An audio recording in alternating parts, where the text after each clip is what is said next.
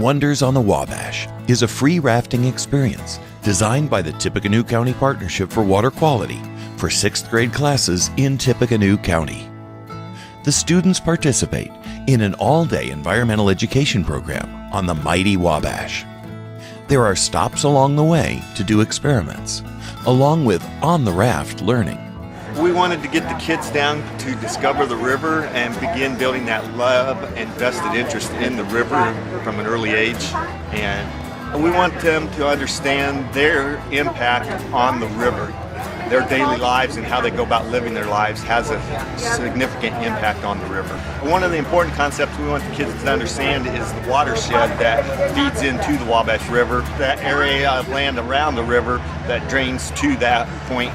That informs the kids that no matter how they go about their daily life can impact that river by how they're treating the land, how they're treating stormwater and rainfall. It's important not just to enjoy the wildlife, but also to understand that what the wildlife can signify is the health of the river and the watershed. And if wildlife is present, depending on what type of wildlife that is, it can let you know, is your river healthy or is your river not healthy?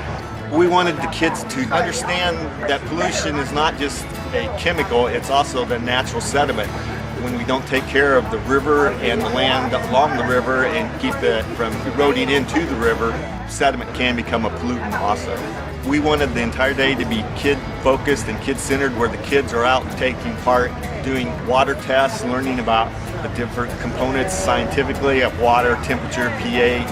We want the kids to understand how the river impacted the development of Indiana and our nation, and how it continues to have an impact on our country and our state and our local county. A key part of this really is just getting the kids to become invested in that river and make it a part of their daily life. I think it's a learning experience because then they can learn new things about how many eagles are around here or what's the history about it. So first we had to get up early in the morning, and then we had to come here and we had to unload things, and then we just helped out a lot. Sometimes it challenges your brain, and then you can just learn new things. Well, I thought it sounded like an exciting opportunity to enjoy the Wabash River. I'm a water bug, and then you're getting to spend time with 6th grade students and learning something about our community, about our Wabash River. One of the kids said he'd never been on the water yesterday, said this was the best field trip he'd ever been on, and he was excited. And it may have piqued his interest into doing something in this field later on. I was surprised at how quickly they took to the water quality testing, and all of them were excited about answering the questions. So they were learning, they were actually enjoying everything they were learning. I think the kids are shocked about what really goes on with the water that we drink and how we get the water that we drink. They have preconceived notions about how the water gets polluted, and so once they go through the education, then they realize, hey, this is important. It's important what I do here. It matters later on. It matters to a different part of the country. And I think that was what was so surprising to me, that the kids actually started to understand that it's not quite what I thought it was going to be. The program has been designed to incorporate state standards in agriculture, mathematics, physical education, social studies, history, economics, geography, science, and more. A lot of these kids have never touched a paddle. You kind of have to walk them through what to do, how to paddle the boat, and a lot of the facts about the river, they've never been taught. So it's something to teach the kids, to help them later on in life so they can tell their classmates or their siblings or their parents that they might not know about the Wabash River. I think the hands-on experience is probably better for the kids, because you can read a book and you can kind of visualize things, but once you're out there and you have to travel down the Wabash and learn about it, you get a better respect for it because you've worked for what you've learned. You get to learn about the Wabash River, the history of the Wabash River, different things about water quality, stuff that you might not learn in a school. The most thing that surprised me was how thorough the kids were with their note-taking, paying attention to what the people at the certain stops were telling them. I was very pleased with that. I think you get a feel for nature. You can sit there and read a book and explain to them about how the Erie Canal was how the Wabash River and the Erie Canal work together and how it flows into different things, and how the banks is washed away after years and how you need tree life. But until you actually raft down the river and can see the effects of sediment and different things like that, I think you need that experience. This is a good thing for the kids and the adults. Reading it in a book is just a book. It tells you a lot, but it doesn't tell you as much.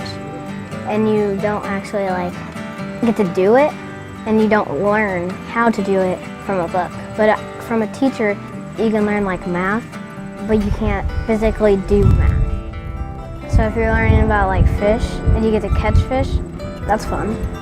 If you're learning how to drive a boat and you actually get to drive that boat, that's fun. It's just fun, and it's good to learn stuff that they don't teach you in class. You get to learn a lot more from hands-on than being told it. I wouldn't say a lot more, but I learned a lot of stuff that I had never learned before. And you can remember it a lot. All geographical locations on Earth are part of a watershed, which forms a common outlet into which water, sediments, and dissolved materials drain. A watershed knows no boundaries except its own, and often crosses political, land use, and ownership borders, involving farmland, housing developments, industrial sites, and even urban areas. Buildings, people, plants, and animals all have an effect on watersheds. Yeah, we talk about the two different types of treatments that we have, a physical treatment and a biological treatment to remove the bacteria out of the wastewater. We discharge into the Wabash River. We average around 20 million gallons a day. Our byproduct is biosolids, and we have a company called Merrill Brothers which hauls out the sludge and is supplied to farm fields for free fertilizer. Yeah, I think the kids today really understand what's going on in the environment and keeping everything clean and nice so we can have activities here on the river and eliminate all the pollution.